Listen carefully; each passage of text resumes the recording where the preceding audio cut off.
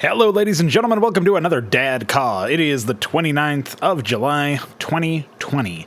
If you can believe it, we are once again behind in weekly installments of this series, purely because I was so transfixed in the StarCraft Let's Play that I forgot to record a DADCAW last week, and I forgot to even consider one this week until just now. So now that the thought has occurred to me and I have the time, here we are.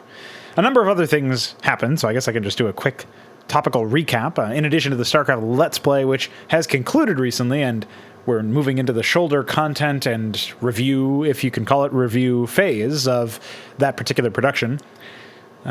We are basically just going to be doing some small video pieces alongside it, like perhaps this one. We're going to have DADCAWs that talk about concepts that I'm sure are going to be informed, at the very least, by the playthrough.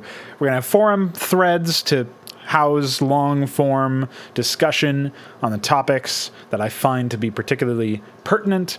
There's going to be another video piece that comes out that'll be me looking through the manual, and perhaps a completely separate, or perhaps at the same time in the same video, piece that will cover interesting comments and takeaways from the threads and from the videos themselves that I figured were pertinent to talk about in that sense. So there's definitely going to be a shoulder content phase for that, which is probably the first time a playthrough has ever warranted that, but that's just how it is. Certainly something that I'm quite interested in, and happy about the progress that I've made as a commentator, a caster, somebody who provides commentary.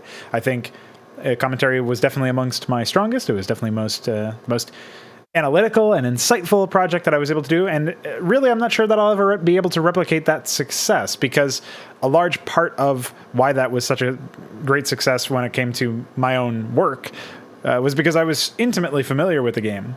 I think if I were trying to recreate some sort of element of this, it would have to be with a game that I had already played and that I was recording offline. The whole recording versus streaming thing is its own subject matter that I think we could probably get into as a main topic for the rest of this video.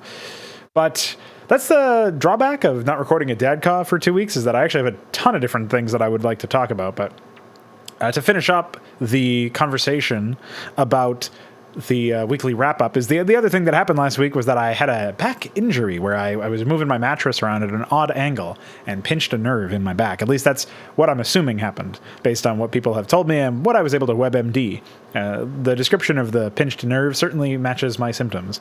We're slowly getting there. Feels very, very slow. It feels like it's already been a week or something since that happened. It may very well have been longer at this point. I honestly lost track of time a little bit. But I was still all the same able to recover, and have been able to recover, and things are looking better. Still a little bit of discomfort and pain. Still trying to remember how to walk properly again after all that too, which did not help, but we're getting there, man. Things are taking shape. We'll see where we go. But that definitely had me on the ropes in a sense, where it was a real struggle to get up and stream even just the one regular stream, and still for most of those days, or maybe all of those days, I was still able to. I think I missed one day in a row of the SCLP uploads, so at the very least I was able to remain rather regular with that stuff, and I'm quite happy about that.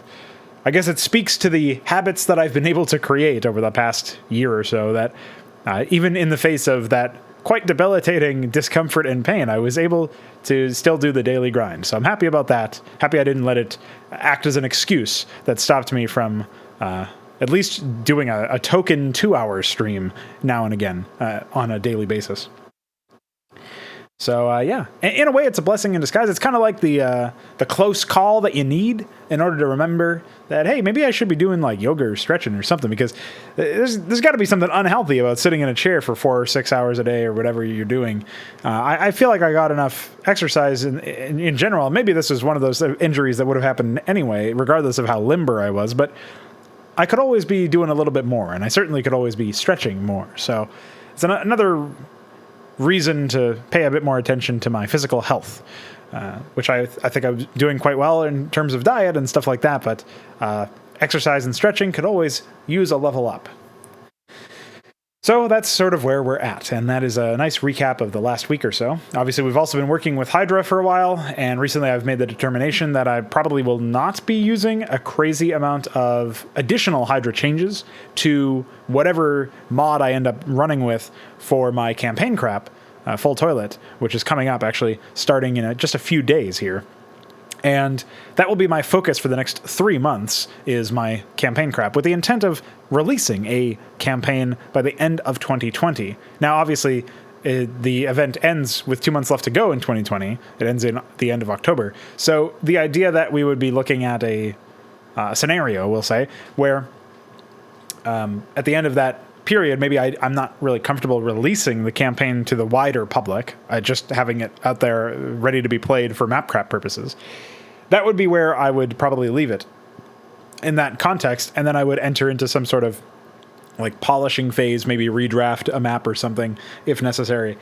Really, the scale of the final push depends on how much work is left to be done, and maybe I'll surprise myself and actually have a playable, release-worthy project that doesn't need that much polishing by the end of this period of time. But if anything, I'm usually the kind of guy that needs to be a huge asshole in that respect. I just need as much time as fucking possible because I can never plan shit out particularly well. So we'll see if that changes. We'll see if maybe I don't bite off more than I can chew in 3 to 5 months of development, and maybe I'll be able to add a campaign to the 2020 campaign listing section and all that other shit that comes with that. So we will see where that goes. But for now, it's just a matter of getting to the point where I can comfortably say that we have a project in some stage of completion, and that is where our quest is going to begin in just a few days to make that happen.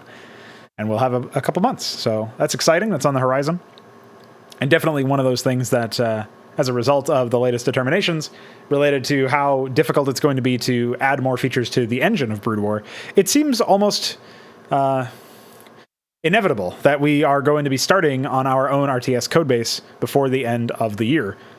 And that is its own exciting but also trepidatious notion, because we're basically saying, forget about working on content for a game. We have to work on the game. And hopefully we can get to the point where we can work on content at some point soon. But for now, we're going to buckle down for a couple months, maybe a year, maybe a couple years. Who knows how long it's going to take us just to get the game itself operational. And that's a scary thought, just because you don't necessarily have a dedicated outlet for your own creative works. If you wanted to, you got into campaign development or whatever because of the desire to actually work on content itself, maybe it becomes inevitable that you need to actually produce a game engine for your content to exist properly. But the creation of that game engine is really not something that comes very easily. It certainly doesn't come very quickly. And as a result, I'm not convinced that I'll be able to keep at it with the same tenacity that I've been able to keep at content development, because I'm all about content development. It's just that we can't develop the kind of content I want in the environment that we have. So we have to make a new environment, and that is its own host of challenges and can of worms and whatever other analogies you want to draw upon for the point of illustrating that. So we'll see where that goes. But I should mention that the goals of the first couple drafts of this RTS engine thing will actually just be to port Hydra specifically, not basic StarCraft, but Hydra specifically, which involves porting a large amount of StarCraft, to the game. It looks like we're going to be focusing on using Open Brood War as at least a reference, if not an outright, we'll take a fork of that or something and build our own shit. I'm not 100% sure what the particulars will be. We're going to have to take a long look at their code and see how much of this stuff is even usable. We haven't done any of the risk assessment yet, but presumably we'll at the very least be able to use it as a reference sheet, as a cheat sheet, and maybe we'll even be able to piggyback off of their documentation for the file formats, the idea for like tile set files and all that other junk that we're going to need. And we might even be able to generate our own formats based on those, convert the existing data to that, and then be able to build our own editor or something like that will be able to use these new tile set formats. And presumably that means that all the graphics that I've been working on down the years will also be transferable, which is a nice way to not completely suffer that risk or what is it, that existentialism that comes with the sunken cost. Like, I've worked on custom tiles for 3 years, that's 3, and I have to throw that all away. I mean, transferable skills, but not transferable work is really the problem there. And we'll see how that will go. But, man, it's a real wild time. It's going to be anyway, once we get to the point where we're doing that. So that's on the horizon, but a little bit further back than campaign crap. I think we'll comfortably set down campaign crap as an event, and I will comfortably set down whatever campaign I decide to work on. I thought it was going to be Ackman's Adventure, but with the engine limitations being reaffirmed to be even sort of, I guess, worse than I thought in theory, we may end up pivoting to something else, and I'll talk about that probably in the next week's DADCAW or the makeup DADCAW or whatever, because by then hopefully I'll have made a choice on what project I'm actually going to be working on. I'll be able to talk about my plans for it or whatever. That all being said, there's still plenty of discussion to be had about the actual topic of this DADCAW, classic 10 minutes, 40 seconds in. We're going to talk about streaming versus recording, and one of the reasons why I'm talking about this is because I don't know that I ever publicly explained specifically why I was willing to do recorded Let's Plays, but not streamed Let's Plays. And recorded Let's Plays allow me to collect myself and my commentary in a very different manner. And I think the editor reviews were a natural extension of this. This first started out in Zerg Expansion, a custom campaign by Zeus, or Zevs, if you pronounce it with a fucking V, like a lunatic. And I was working on a playthrough of that particular campaign. Long since finished it, but the editor reviews allowed me to take my time with the feedback for the map and have a dedicated spot for it that people could skip over if they weren't interested and they just wanted gameplay. And I thought that worked out pretty well. And then we eventually sort of segmented that out even further in the Brood War Let's Play, where I started timestamping briefings because the briefings themselves had discussions. And then I would timestamp the actual mission start, and then I would timestamp the editor review for that mission, and so on and so forth. And I think that that ends up being quite a worthwhile and workable practice, outline, structure for the videos themselves. And this recorded nature of them is really the latchkey in order to make it even work at all. Because if it was streamed, you know, I would constantly be essentially being distracted by chat, not to sound like an asshole, but that's just something that comes with the territory. And one of the things that I really noticed when doing a fair bit of recorded Let's Plays and no longer staring at my second monitor trying to see my chat and see what they were up to, because that was what was drilled into me after months and months of, maybe even years of streaming content directly instead of recording it.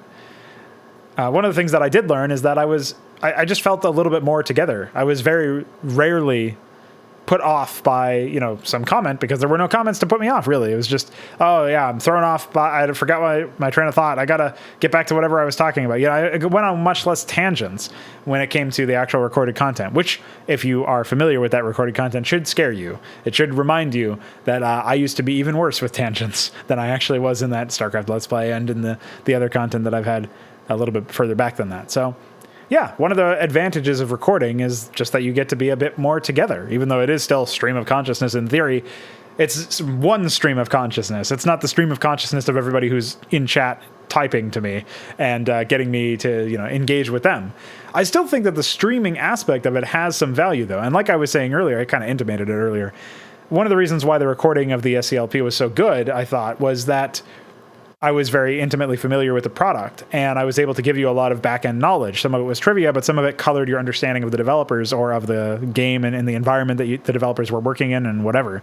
And that is a very different experience than you'll get watching literally anybody else's StarCraft Let's Play. Forget the fact that I'm also critical and analyzing things in a critical manner and trying to take my time in that respect.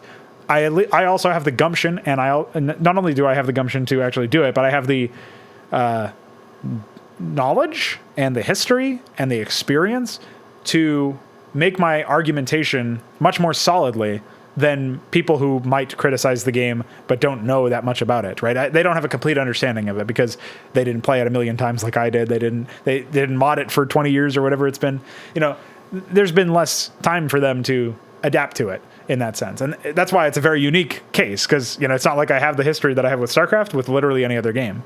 I do think that recording games that I've already run or custom content, like StarCraft custom content for games that I've already run, would still be best served recorded, because it would allow me to do things like editor reviews and, you know, pausing for long periods of time without worrying that I'm going to be destroying people's attention spans, because I can just leave a timestamp there for the YouTube chapter to pick up on. And then with stuff that I'm experiencing for the first time, that's a bit more of like a streamed spectacle thing that I think makes sense. Like when I go and run the remaining Command & Conquer games, or at least Generals and 0 Hour. I've never played those games, so that would be a game series, a sub-series or whatever, the General's name under Command & Conquer. That would be something that I could run and generally have some sort of like interaction with chat that would be fruitful, because I would be like, oh, I wonder what's going on here. And I would be stream of consciousness stuff. But chat could, engage with me. They could tell me like, oh yeah, this is something that you might not like about this game. This is something that you might like about this game. We could have a conversation, and it would be a little bit more of like, again, it's a replacement for the YouTube comment section at that point, because most people probably wouldn't bother leaving comments unless they came to it well after the fact. But the streaming of games that I've never played before ends up being more useful, I think, for the purpose of, like, again, it being this sort of community stylized event or whatever. And the recordings are a bit more for analyzing stuff. And if I can't analyze stuff because I've never played it, if I can't analyze it as much or as well or as deeply as the StarCraft LP or something similar, I'm not sure that there is enough of a point to recording it that makes the trade-off for not streaming it. The obvious exception would be if my hardware is not good enough to stream something, but is good enough to record it. But that's a very small subsection of games. And I'm actually going to be getting some hardware upgrades fairly soon, like within the next 2 weeks. So I don't think that will be a big deal anyway. In fact, when that happens, you can probably expect more gameplay streams, generally speaking, just because I'll be looking for excuses to test out the hardware and put it through its paces. But I don't know if that will be a lasting thing. We'll get to that later on, probably in the channel map for for August or something like that. And that brings us to a close for this particular DADCAW, I think. I think it was a nice way to wrap up the past week and give you guys a little talking to about why I record stuff versus stream stuff, and when I might stream stuff in the near future, and also why I would stream something over recording it or vice versa. I don't really know what I'll be running next. Of course, everybody and their fucking mother has asked me to do Wings of Liberty as a Let's Play. Some people have even had the fucking gall to tell me to run Warcraft 3. I've already ran the first 2 Warcraft games with Dynamo. I really have zero interest in running Warcraft 3 again. Because the problem is that I would be taking way longer with Warcraft 3's Let's Play than StarCraft's Let's Play. There'd be way more shit to poke holes in. I'd miss way more stuff despite the runtime of each mission. For every single Warcraft 3 map, I could probably do like a 2-hour video on, like, 10 minutes would be me playing it, right? And not to sound weird, but that would actually be what I would want to do if I was going to do that. Because that at least would be, again, something that you can't get anywhere else. I just don't know that it would be very valuable for people. Because Warcraft 3 is one of those games that I've never seen people argue that it's good. I mean, I've seen people state that it's good, but they've never been able to back up the argument. They've just been able to say that they really like it subjectively, and therefore it's good. I'm sure there's some inference there where it's good for them or good in their opinion or something, but they just don't tacitly say that or whatever, or explicitly say that. It's tacitly understood. But to me, it's Warcraft 3 is the same thing as StarCraft 2 in that regard. It's like the people who defend it don't actually defend it with arguments. They just defend it with emotions and appeals and stuff like that. And money, microtransactions. I also don't even know where I would go to play Warcraft 3 at this point. I couldn't install the game because of some registry error. I couldn't install an old version of the game because of a registry error. And I'm not downloading the Battle.net app and installing that. So obviously I'm not going to be playing Reforged, which basically leaves me with a very convenient excuse to get out of that one on the technical side. I'm not reformatting my PC to play that fucking game. Beyond that, there's obviously the StarCraft 2 thing. I have already run StarCraft 2 twice for every campaign other than Wings of Liberty. And while the Wings of Liberty LP is rough around the edges and has me say a lot of fucking racial epithets, or what, I don't know what I actually say in that playthrough. I just assume it's pretty bad. You can find it and watch it and get some value out of it. It won't be as valuable as the StarCraft Let's Play, but the Wings of Liberty Let's Play has me provide some counter arguments. No, I don't agree with everything that I said back then, obviously. I'm not even talking about the racial epithets shit. That kind of goes without saying. I'm talking about like the actual analysis that I gave in that Let's Play. Yeah, it wasn't that great, necessarily. But if you're looking for somebody to criticize the game, I would honestly just watch the Legacy of the Void playthrough with Mesk. I mean, it's very similar in the way that the SCLP is constructed, where we take our sweet fucking time and talk about everything being shit. Although, I guess there were some technical issues with that, like Discord cutting Mesk off every now and then, but that isn't super pervasive, I don't remember. So anyway, if you feel like watching me suffer through StarCraft 2, there's plenty of content that already exists there. I'm not doing more. I should find something that I haven't run, or that I have run, like I've played personally but haven't run on the channel that people would be interested in. And I think one of the options for that would be like Command & Conquer 3. I've run that before. That's like bad, but not as bad as Warcraft 3 probably, and maybe not as bad as StarCraft 2, and it's definitely not as bad as Command & Conquer 4. Like, the fourth game is one of those games that you play if you're drunk or something, and like you just want to drunk stream something. So I'll think a little bit more about what I would actually want to play in the near future, as far as like an analytical offline recorded playthrough. But for the next stream stuff, it'll probably be more Command & Conquer shit, or it'll be Age of Empires. So we'll see where that goes. Toodles, thanks for hanging. Mwah.